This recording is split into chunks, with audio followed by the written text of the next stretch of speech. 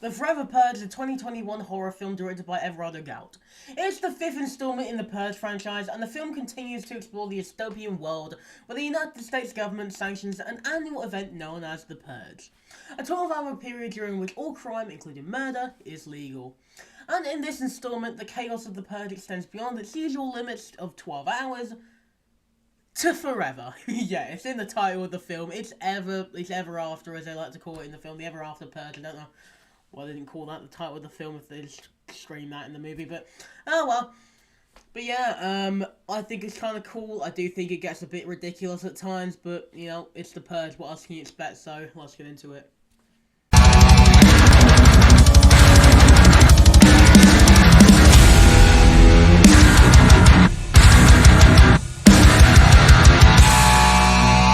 So, the story is set in a near-future version of the United States, where the new founding fathers of America have regained power despite public outcry and resistance.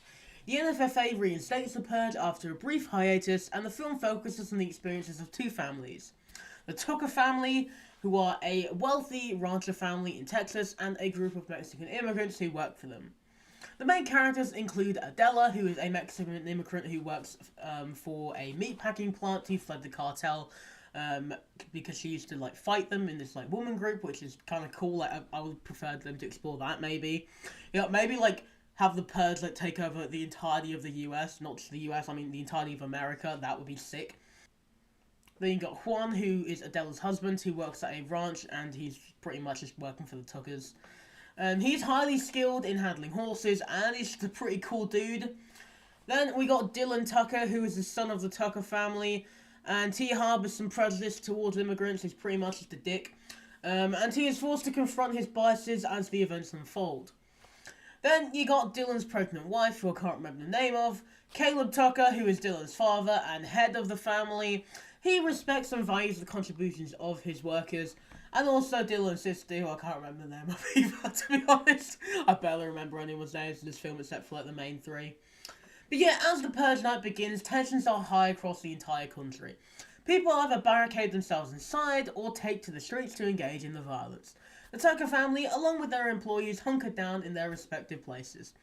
They plan to wait out the night, and Adela and Juan begin to be like, well, not exactly like intruded upon, but like they begin to see like what America's like when the Purge happens, because they begin to be like more familiar, is what I'm trying to say, with the night of violence, as they prepare themselves for a mentally and physically like jarring night, especially with the Purge happening. And the night of the Purge unfolds with the usual chaos and violence. However, by morning, the violence does not end, as it is supposed to be, you know, just over, 12 hours, we've had our fun, we killed everyone we wanted to, let's go back to work, guys. As I've said before, imagine how awkward it would be to, like, kill someone, like, try to kill someone on the Purge, and then, like, the day after you have to go to work with them. I wouldn't even be awake, mate, if I had to stay up till, like, 7 in the morning killing people. I'd be asleep for, like, the next week. But yeah, so it does not end because a group of extremists who call themselves the Forever Purgers, or also the Ever After Purgers, refuse to stop purging. They believe that the Purge should never end and that they should cleanse the country of those who they deem unworthy, including immigrants, minorities, and the wealthy elite. So pretty much anyone who the common man doesn't like. And as news of the Forever Purge spreads, the nation is thrown into just unprecedented chaos. The NFFA loses control, and the country descends into a state of anarchy. The Purge anarchy? Yeah?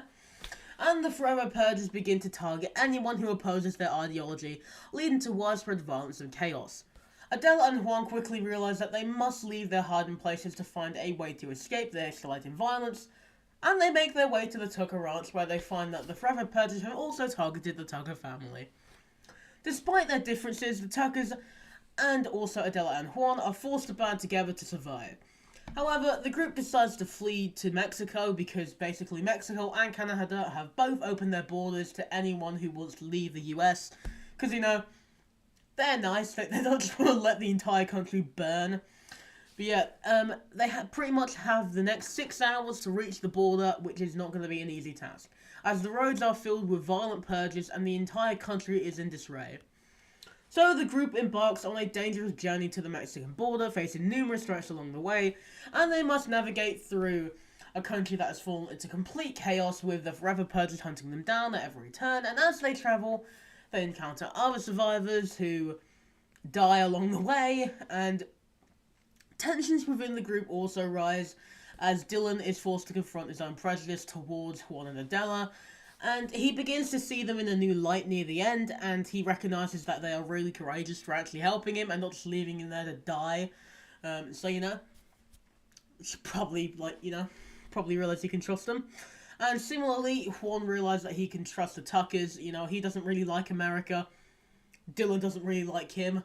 So they both pretty much hate each other for pretty much the same reasons. And yeah, given their history of, like, condescension and, like, mistrust, I can understand why they don't really like Dylan. But yeah, as they get closer to the border, the group faces their greatest challenge.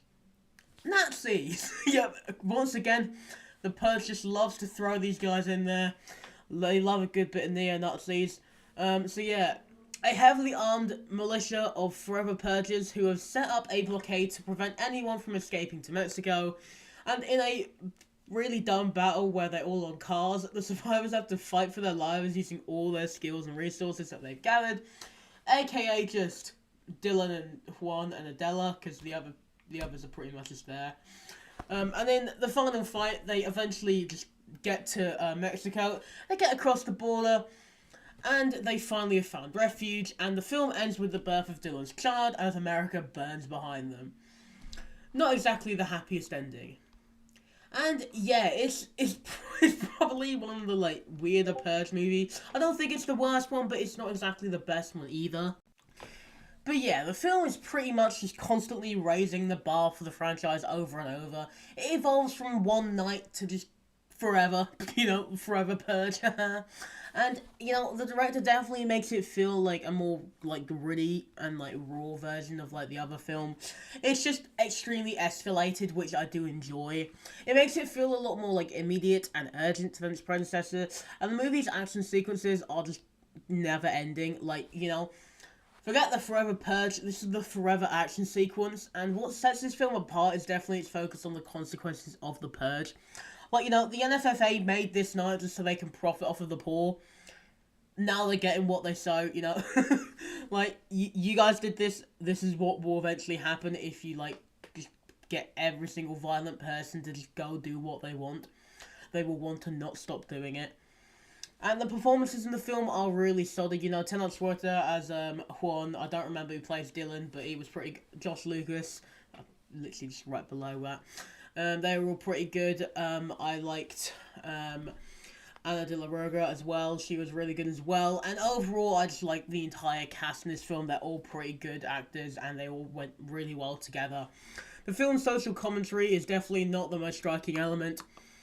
It tries to tackle so many different elements head-on and just constantly shoving it in your face, which in a film like a Purge film, like, it's not exactly the best place to do, like, this kind of social commentary where you're trying to tackle it all at once, because it can get a bit much. Like, the depiction of, like, America falling apart is one thing, then you gotta shove in class, race, immigration, like, prejudice, everything head-on, shoving it straight down your throat. I feel it was, like, a bit just, much.